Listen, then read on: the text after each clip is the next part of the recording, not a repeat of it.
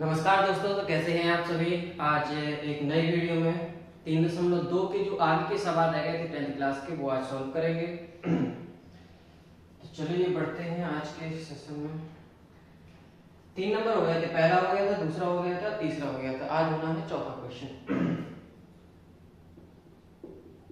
कौन सी एक्सरसाइज 3.2, कौन सी class 10th।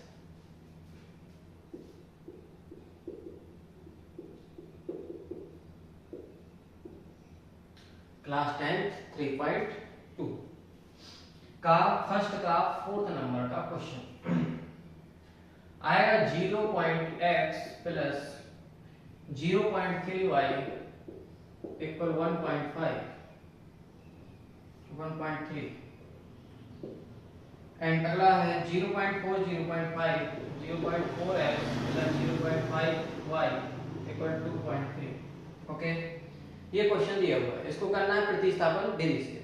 तो प्रतिस्थापन विधि हमने कल भी बताई थी कि दो चर वाला रैखिक समीकरण होगा, यानी ऐसा रैखिक समीकरण जिसके दो चर होंगे और दो ठो ऐसे रैखिक समीकरण उनको हम 1 2 3 विधियों से सॉल्व करते हैं, जैसे कि प्रतिस्थापन हो गया, विलोपन हो गया, बज गुणनफल।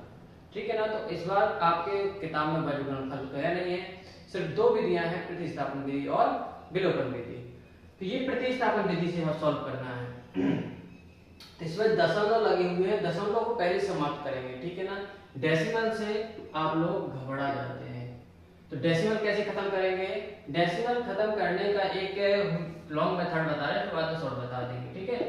0.2x प्लस 0.3y इक्वल 1.3 ऐसा लिखा है। ठीक है। पॉइंट हटाना तो बनता है ना, इसके नीचे क्या ले सकते हैं, एक इसके नीचे, एक इसके नीचे, एक ले सकते हो।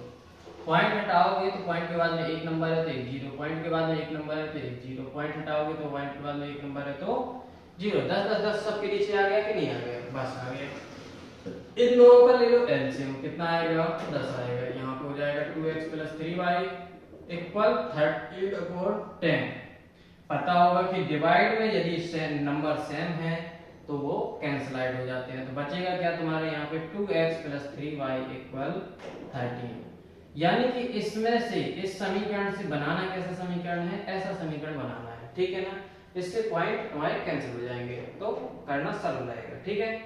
लेकिन यहाँ पर गौर से देखेंगे तो सिर्फ पॉइंट हट चुके हैं और वही नंबर आ चुका है। आ गया कि नहीं आ गया।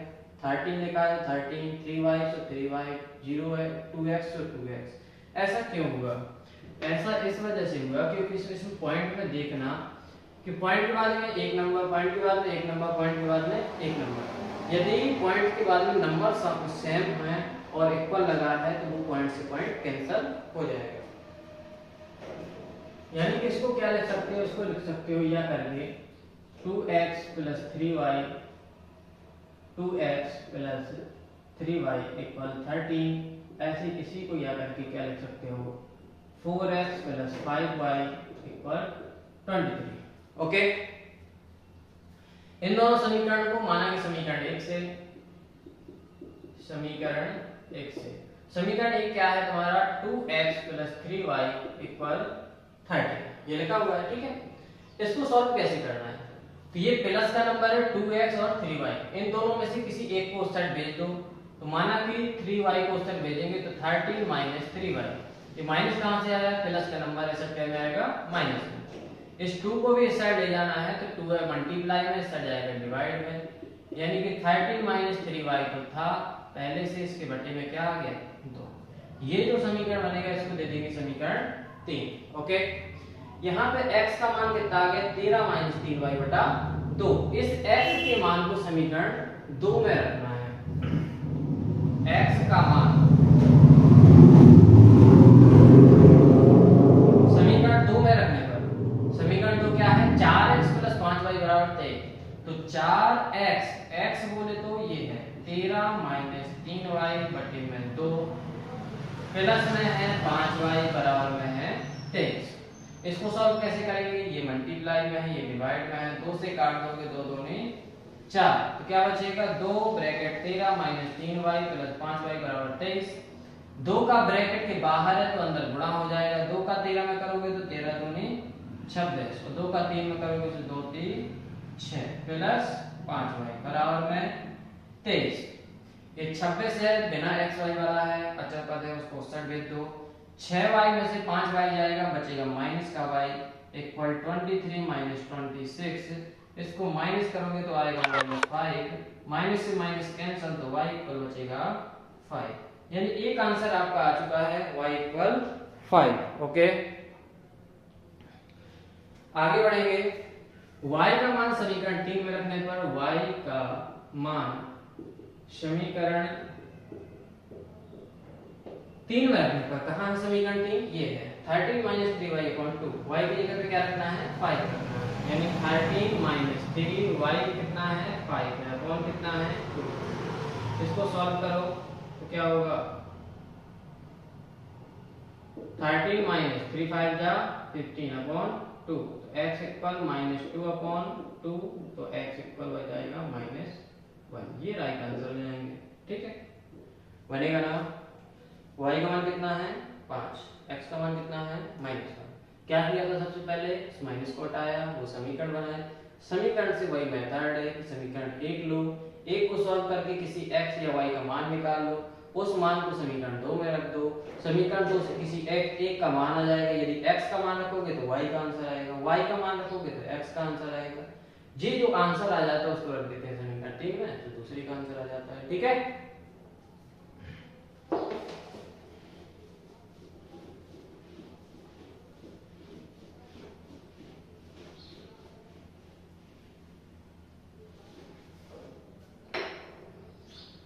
फोर्थ हो गया। फिफ्थ नंबर का question, under root 2x plus under root 3y equal 0। इसको सीधा सॉल्व कर लो। कैसे करेंगे? अंडर रूट 2x इसको साइड भेज दो, माइनस का जाएगा अंडर रूट 3y। ओके, दोनों पक्षों का स्क्वायर कर लो। स्क्वायर कैसे करते हैं? अंडर रूट 2x का square equal under root 3y का स्क्वायर। स्क्वायर करने से क्या होता है? ये ब्रैकेट अंडर रूट हट जाएगा, यानी कि बचेगा यहाँ पे 2x, यहाँ पे बचेगा 3y। ये माइनस भी कट जाएगा क्योंकि माइनस की संख्या का स्क्वायर करोगे तो वो क्या हो जाता है? प्लस में हो जाता है। 2 को भेज दो इस साइड तो क्या होगा? x equal 3y upon 2। ये फर्स्ट समीकरण मान लो, अभी ना करिए, माना कि समीकरण 1 है। ऐसे ही दूसरा समीकरण लिखा हुआ है under root 3x minus under root 8y। इसको भी किसी प्रकार से सॉल्व करोगे।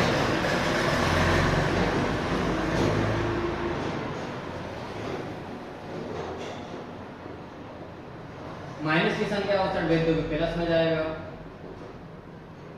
दोनों पक्षों का वर्ग करने पर वर्ग करोगे तो इसका अंडर रूट हट जाएगा, इसका भी अंडर रूट हट जाएगा। ठीक है ना?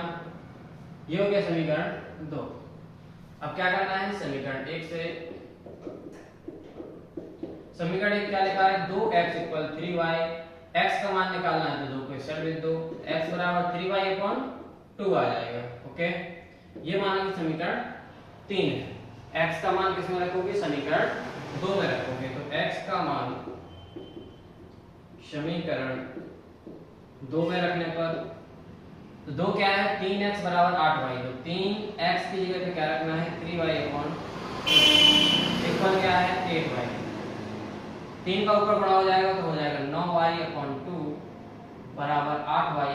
बटे में है संख्या उस साइड गुणा में जाएगी, तो 9y बराबर 8 दूनी 16y। 16 कहां से हो गया? 2 का गुणा होगा, 8 दूनी 16। 16 को इस साइड ले आओ तो 9y माइनस 16y, उस साइड कुछ नहीं बचेगा तो क्या बचेगा? 0। 16 में से 9 घटाओ कितने बचे? माइनस के 7y बराबर 0। माइनस 7 भेज दोगे उस साइड तो 0 बटा माइनस 7, यानी y पर क्या आ जाएगा? 0 आ जाएगा। ठीक है ना? y का आंसर 0 है, तो y का मान समीकरण 3 में रखने पर y का मान समीकरण 3 में रखने पर 3 कहां है? ये x बराबर 3, y का मान है 0 अपॉन 2। x इक्वल 3 का 0 मल्टीप्लाई करो तो 0 अपॉन 2, तो x इक्वल आ जाएगा 0, यानी x और y दोनों क्या है? 0 है। ओके,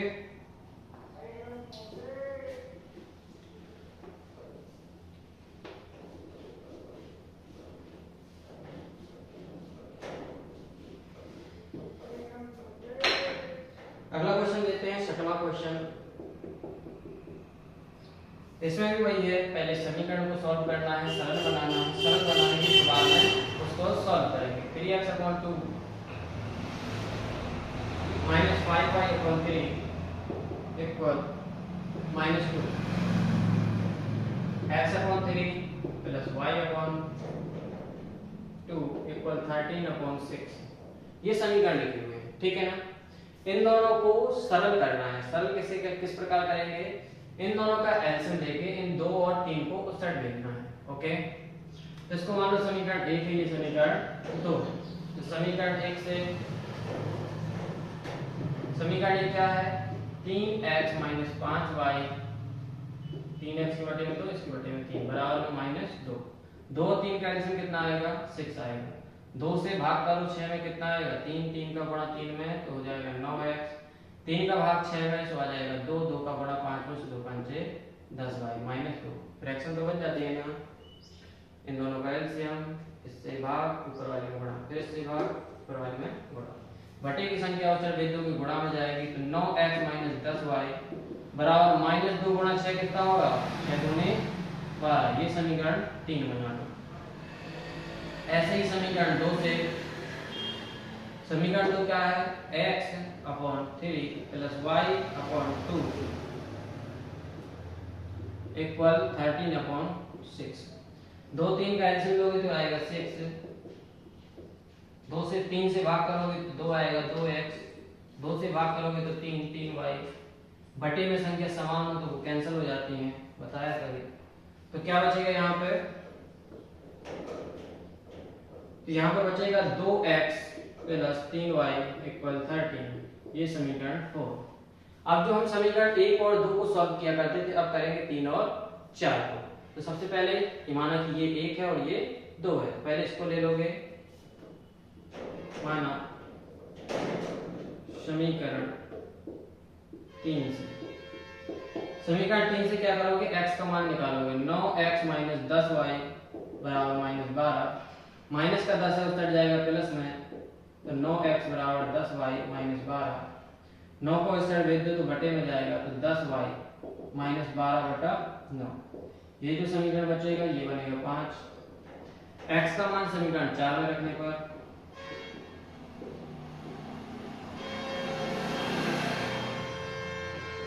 समीकरण 4 ये है, 2x कितना है, 10y - 12/9 प्लस 3y इक्वल 13। इसको कैसे सॉल्व करेंगे, 2 का ऊपर गुणा कर दो। तो 2 का ऊपर गुणा करने पे क्या होगा, 2 गुणा 20y बटा 9 प्लस 3y बराबर 13। 9 को उस साइड भेजना है तो पहले से मल्टीप्लाई होगा फिर उस साइड जाएगा, तो 20y - 24 9 3 27 y बराबर 13 9 117।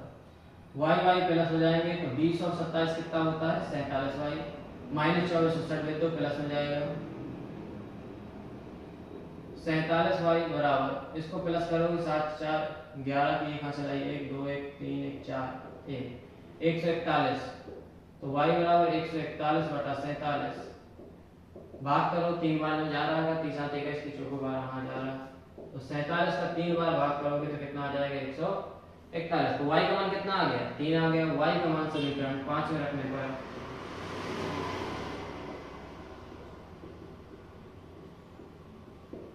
5 का है, ये है x बराबर 10y। y कितना आया, 3 -12 बटे में है 9। 10 का 3 में गुणा करोगे 30 - 12/9। 30 में से 12 जाएगा तो बचेगा 18/9। x बराबर 9 का भाग कर दो तो 9 दूनी 18। x का आंसर आ जाएगा 2 और y का आंसर कितना आ गया, 3।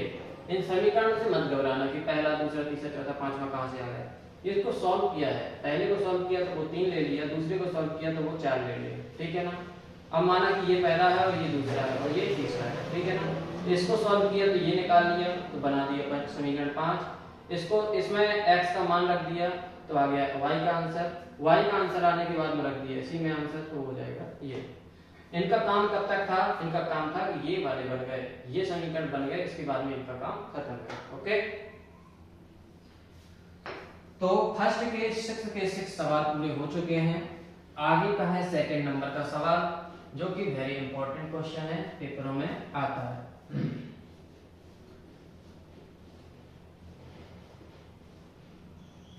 क्या लिखा है, 2x + 3y = 11 और 2x - 4y = -24 को हल कीजिए और इससे m का वह मान ज्ञात कीजिए जिसके लिए y = mx + 3 हो। y = mx + 3 हो। पर करना वही है, पहले विलोपन या फिर प्रतिस्थापन विधि से इसको सॉल्व कर लेंगे, क्योंकि उसमें कुछ दिया नहीं गया है।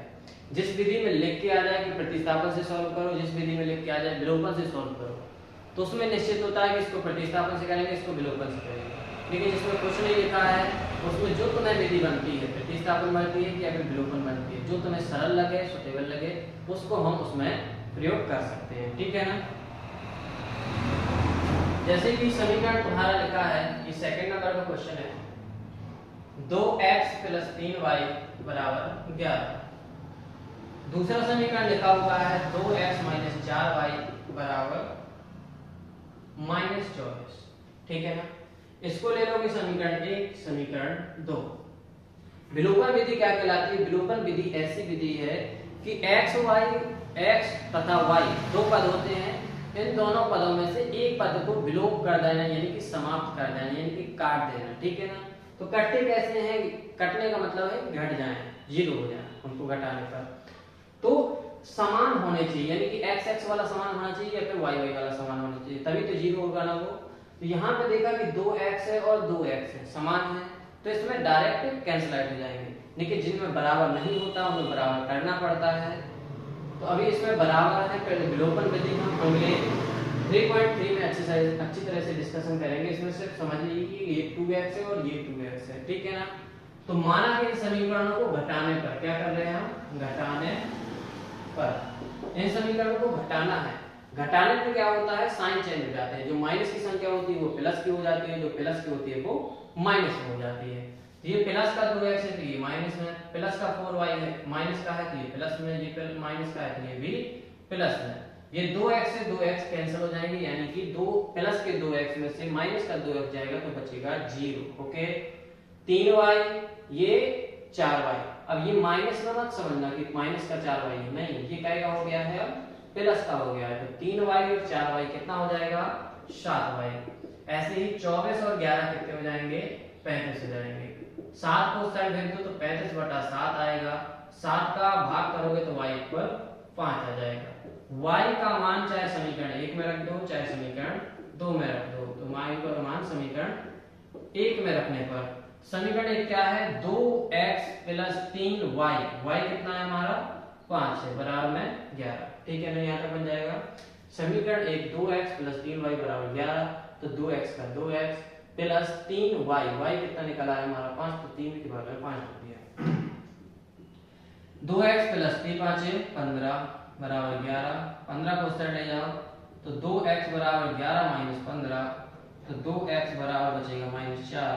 -4 में 2 को इस साइड ले दो तो बटे में आ जाएगा। तो x बराबर कितना आ जाएगा? x बराबर आ जाएगा हमारा -2। 2 दूनी 4, भाग करोगे तो यहाँ पे ना दिख रहा हो, यहाँ पे x बराबर -4/2।